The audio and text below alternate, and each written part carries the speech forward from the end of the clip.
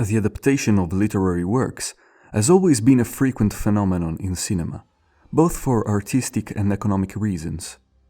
While directors desire to give form to their favorite tales and novels, producers hope to take advantage of their popularity. Science fiction stories, in particular, represented difficult adaptation challenges for directors, given the efforts and the budget needed to create a movie that doesn't look laughable or false.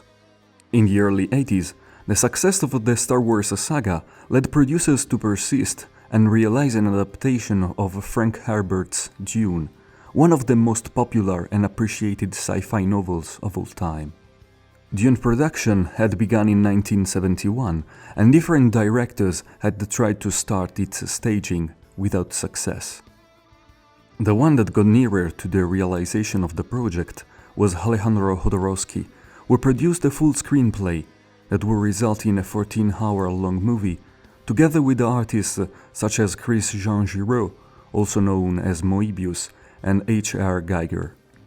He also convinced Salvador Dalí and Orson Welles to appear in the movie. The complexity, craziness, and length of this project caused its collapse, but the legacy of that work would later be found in future Jodorowsky's works and Hollywood movies.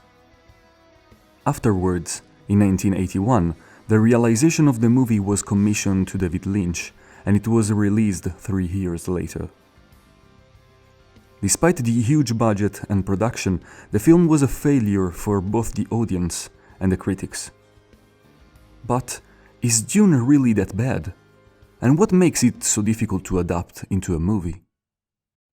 Know then that it is the year 10,191. The known universe is ruled by the Padishah Emperor Shaddam IV, my father. In this time, the most precious substance in the universe is the spice melange.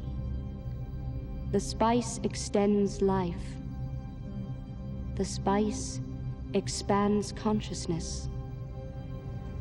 The spice is vital to space travel. The main difficulty in realizing a movie based on Dune is represented by the novel's plot. Dune is set in a distant future when an empire rules over the known universe. The already influential House Atreides is becoming increasingly powerful, and this represents a threat for the institutions governing the universe, the Emperor and the Spacing Guild. So the Emperor has decided to exploit the centuries-old feud between House Atreides and House Harkonnen by helping the latter to destroy their enemies. The protagonist of the story is the young Paul, heir of House Atreides, who has to try and survive these schemes and claim his role in the universe. This kind of plot is not something new or particularly intricate, but the novel is long and dense with events and information. Herbert describes a universe full of different populations, worlds, organizations, and beliefs. He also names those using a non-intuitive vocabulary, a feature that disorients both the readers and the spectators. But, while the book's length and rhythm allow the clarification of all the obscure aspects and the description in detail of what is at first unintelligible, the movie is too short and too fast to do the same. The problems don't end there, as the narration of the movie becomes increasingly difficult to understand. Nearing the end of the film, the scenes seem to be unlinked from one to the next, and the passing of time is unclear. A lot of events happen, and the spectator can neither metabolize them nor feel the empathy for the characters. Lynch tries to fix these problems using voiceover, narration, and audible thoughts, but these expedients don't make the plot more understandable. What is it doing to me?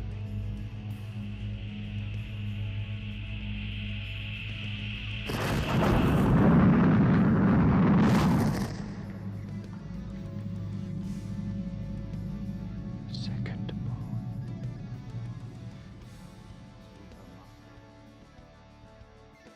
The issues with the narration may be ascribable to the cuts made in post-production or to Lynch's style, which gives more importance to events and thoughts rather than coherence.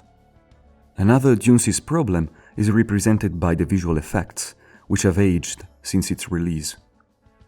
They were needed to increase the plausibility of the sci-fi elements, but most of the time they do the opposite.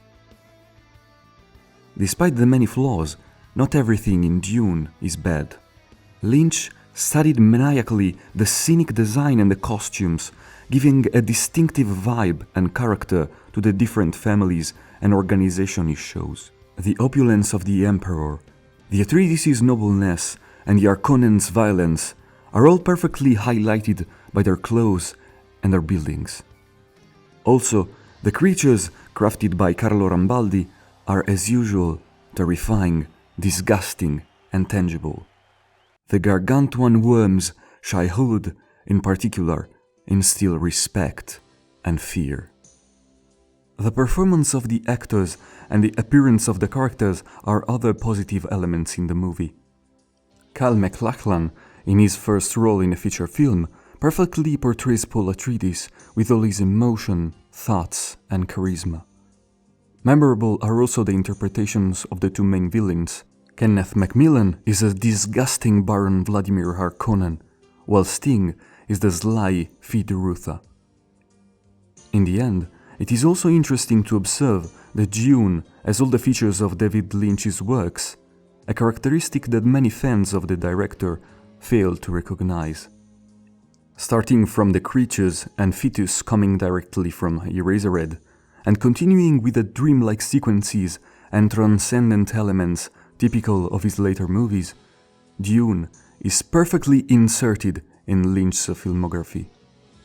It is also the first successful attempt at adapting the complex story and universe of Dune, and it manages to keep most of the novel elements and atmosphere. The movie is, without a doubt, not the best the American director realized, but for a sci-fi or Lynch enthusiast, it is a must-watch.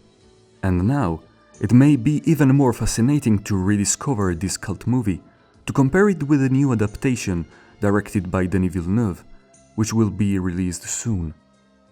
The Canadian director seems to have learned from the mistakes of his predecessor, as he will adapt in this first movie only half of the novel, and also the visual effects seem outstanding. If Villeneuve manages to give the same personality Lynch gave to his Dune, he can succeed in making the best adaptation of this immense work. And given his recent successes, he is the one that can complete this difficult task. And you? Have you ever watched David Lynch's Dune? Are you willing to see the new adaptation by Denis Villeneuve? Let us know in the comments what you think. Do you have any suggestions for other movies to share? If you like this video, please leave a like and subscribe to our channel to stay up to date with the releases of our next videos. Thanks for watching. See you in the next video. Ciao a tutti.